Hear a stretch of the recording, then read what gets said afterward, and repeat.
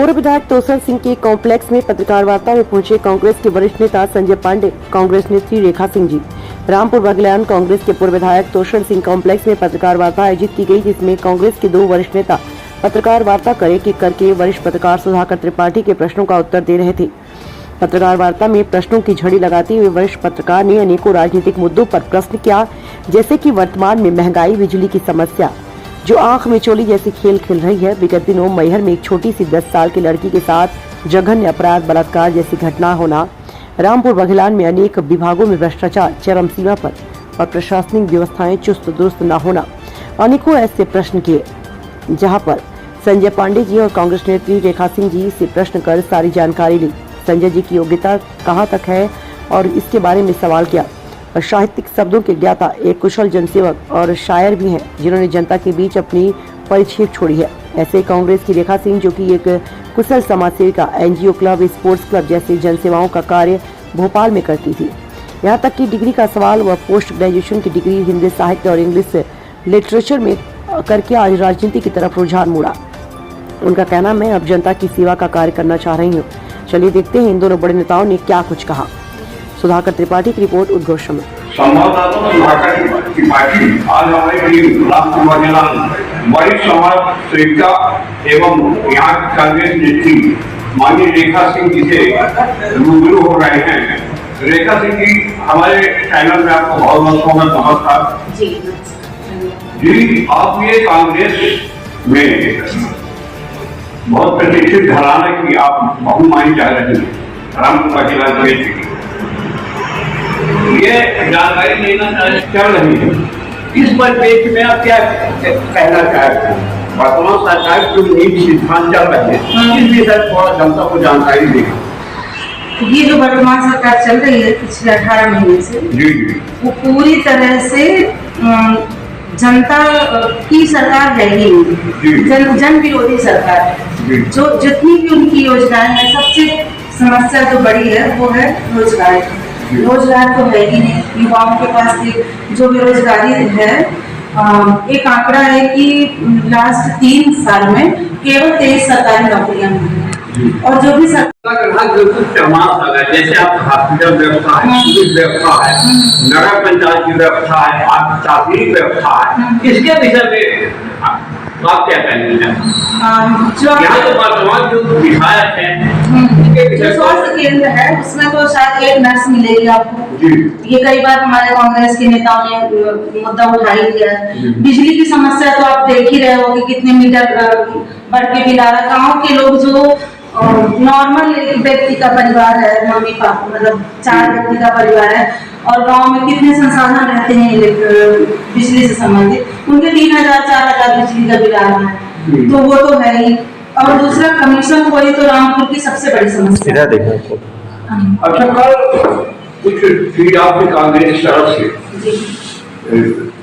Paper चैनलों में हमने देखा कि जो आपका परिपत्र जारी हुआ, उस परिपत्र में जैसे आपका गैस सिलेंडर हो गया।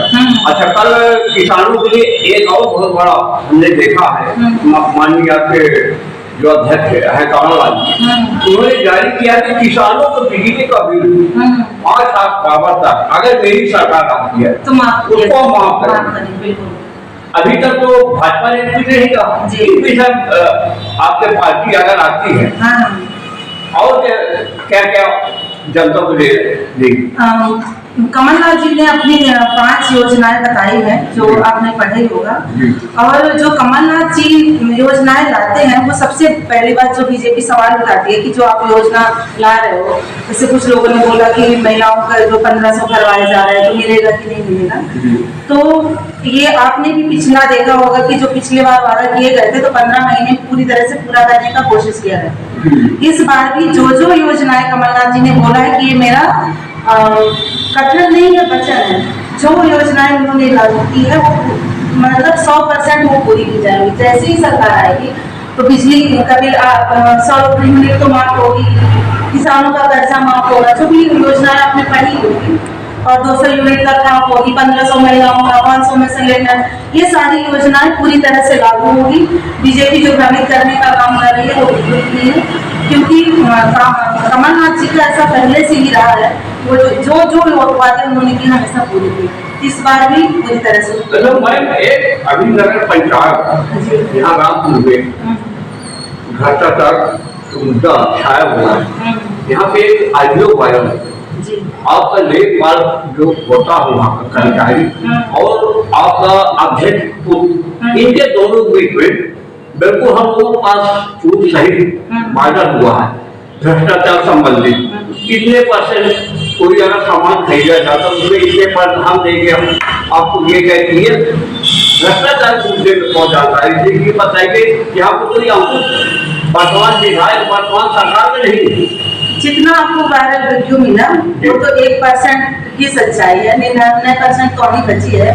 यहाँ पे रामपुर में कोई भी काम अगर जो फ्री का काम नहीं हो रहा है, जो मतलब जैसे पटवारी का काम है कि वो आप का काम करके दे, बिना कमीशन के यहाँ पे काम होते ही होते हैं। हमें 8 से 10 लोग ऐसे मिले कि बोले कि जो प्रदेश उपाध्यक्ष संजय पांडे जी आज हमारे वरिष्ठ कांग्रेस नेता यहाँ पे जो कि अपनी जीवन रामपुर जनपद पंचायत और आपके जिला स्तर और आज वर्तमान समय में इतने वरिष्ठता होते आज पूरे प्रदेश में नाम रामपुर का हमारे वरिष्ठता में चल रहा है। माननीय चैनल में आपका बहुत बहुत स्वागत है पांडे जी। धन्यवाद आदरणीय।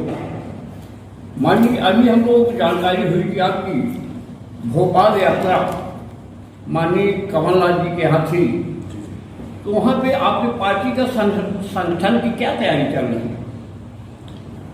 आदरणीय, हमारा प्रदेश का संगठन चुनाव के लिए पूरा तैयार है। लगभग 99% कार्य पूरा हो चुका है और पूरे मनोयोग से, पूरे उत्साह से कांग्रेस कर्मचारियों की पेंशन बंद की थी। हमारा वचन है, वचन पत्र में हमारे लिखा है कि कैबिनेट की पहली बैठक में ही माननीय मुख्यमंत्री महोदय के शपथ ग्रहण करने के साथ ही पुरानी पेंशन की बहाली होगी।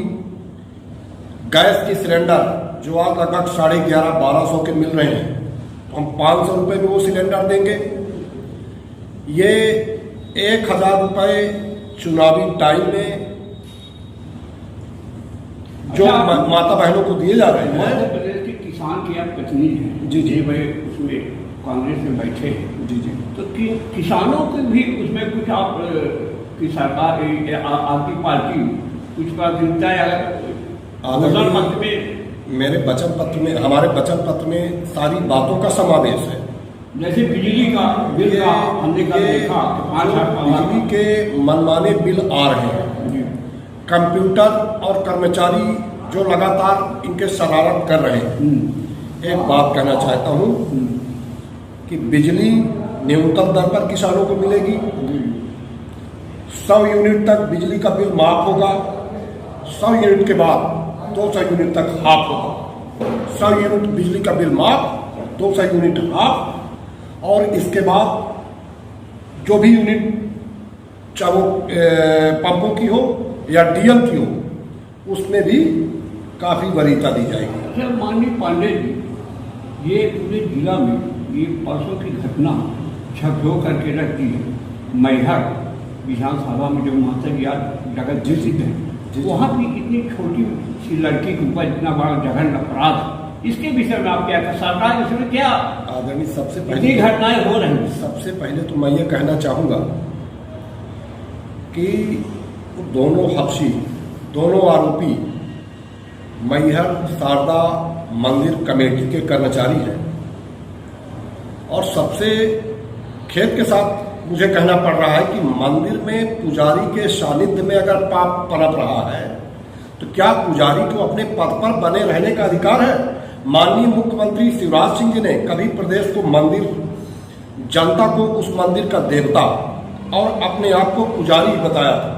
मैं ये जानना चाहता हूं कि आज क्या वो पुजारी अपने पद पर बने रहने का हक रखता है या रखते हैं? नैतिक आधार पर उनको तुरंत इस्तीफा देना चाहिए और सरकार इस मुद्दे पर श्वेत पत्र जारी करे। निर्भया कांड